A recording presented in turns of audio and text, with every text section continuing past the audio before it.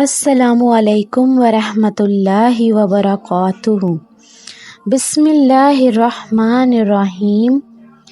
اللہم انا نجعلک فی نحورہم ونعوذ بک من شرورہم۔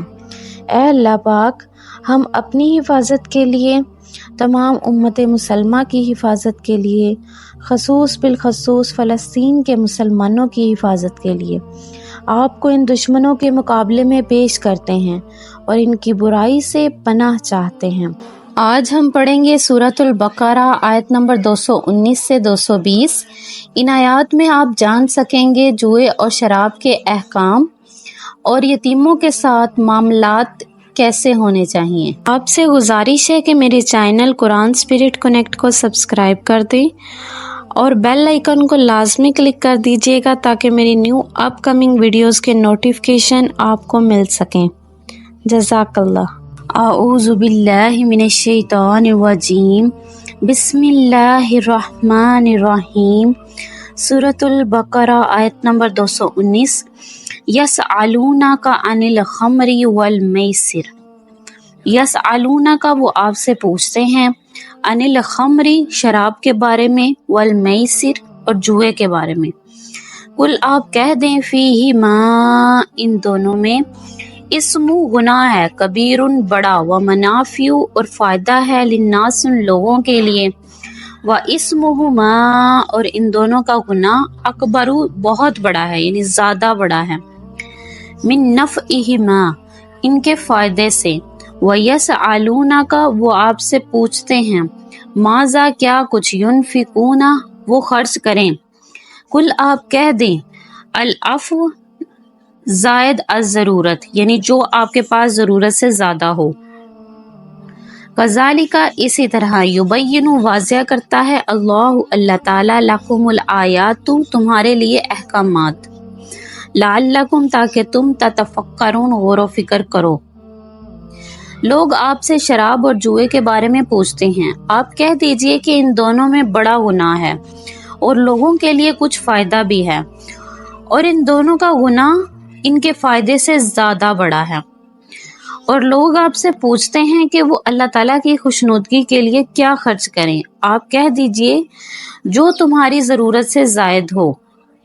اللہ تعالیٰ اسی طرح اپنے احکامات تمہارے لیے صاف صاف بیان کرتا ہے تاکہ تم غور و فکر سے کام لو۔ چونکہ اہل عرب صدیوں سے شراب کے عادی تھے، اس لیے اللہ تعالیٰ نے اس کی حرمت کے اعلان میں تدریج سے کام لیا۔ پہلے سورہ نحل میں ایک لطیف اشارہ دیا کہ نشہ لانے والی شراب اچھی چیز نہیں، پھر سورہ بقرہ کی اس آیت میں قدر وضاحت سے فرمایا کہ شراب پینے کے نتیجے میں انسان سے بہت سی ایسی حرکات سرزد ہو جاتی ہیں جو گناہ ہیں، اور اگرچہ اس میں کچھ فائدہ بھی ہے مگر گناہ کے امکانات زیادہ ہیں۔ پھر سورہ نساء میں یہ حکم آیا کہ نشے کی حالت میں نماز نہ پڑھو۔ پھر سورہ معاہدہ میں شراب کو ناپاک اور شیطانی عمل قرار دیا گیا اور اس سے مکمل پرہیز کرنے کا صاف صاف حکم دے دیا گیا۔ بعض صحابہ سے منقول ہے کہ انہوں نے صدقے کا ثواب سن کر اپنی ساری جمع پونجی صدقہ کر دی، یہاں تک کہ اپنے لیے اور اپنے اہل و عیال کے لیے کچھ نہ چھوڑا، اور گھر والے بھوکے رہ گئے۔ اس آیت نے بتلایا کہ صدقہ وہی درست ہے جو اپنے گھر والوں کی ضرورت پوری کرنے کے بعد کیا جائے۔ چنانچہ ان حضرت صلی اللہ علیہ وآلہ وسلم نے متعدد احادیث میں اس پر زور دیا کہ صدقہ اتنا ہونا چاہیے کہ گھر والے محتاج نہ ہوں، فی الدنیا والآخرہ، یعنی دنیا میں بھی اور آخرت کے لیے بھی۔ وَيَسْأَلُونَكَ، وہ آپ سے پوچھتے ہیں، عَنِ الْيَتَامَى، یتیموں کے بارے میں۔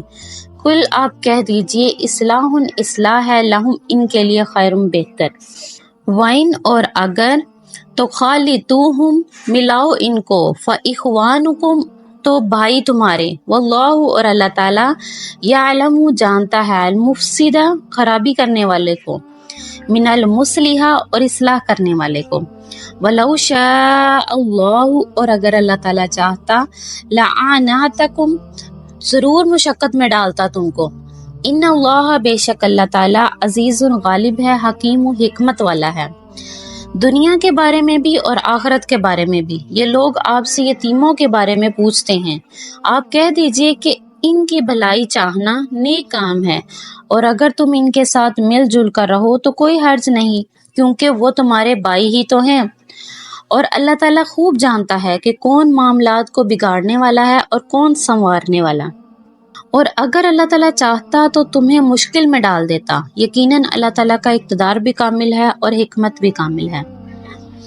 جب قرآن کریم نے یتیموں کا مال کھانے پر سخت وعید سنائی، سورہ نساء میں آیت نمبر 1، 2 اور 4 میں، تو بعض صحابہ جن کی سرپرستی میں کچھ یتیم تھے اتنی احتیاط کرنے لگے کہ ان کا کھانا الگ پکواتے، انہیں الگ ہی کھلاتے، یہاں تک کہ ان کا اگر کچھ کھانا بچ جاتا تو خراب ہو جاتا۔ اس میں تکلیف بھی تھی اور نقصان بھی۔ اس آیت نے واضح کر دیا کہ اصل مقصد یہ ہے کہ یتیموں کی مصلحت کا پورا خیال رکھا جائے، سرپرستوں کو مشکل میں ڈالنا مقصد نہیں، لہٰذا ان کا کھانا ساتھ پکانا اور ساتھ کھلانا اس میں کوئی حرج نہیں ہے، بشرطے کہ معقولیت اور انصاف کے ساتھ ان کے مال سے ان کے کھانے کا خرچ وصول کیا جائے۔ پھر اگر غیر ارادی طور پر کچھ کمی پیشی ہو جائے تو معاف ہے، ہاں جان بوجھ کر ان کو نقصان نہ پہنچایا جائے۔ رہی یہ بات کہ کون انصاف اور اصلاح سے کام لے رہا ہے اور کس کی نیت خراب ہے، اسے اللہ تعالیٰ خوب جانتا ہے۔ صدق اللہ العظیم۔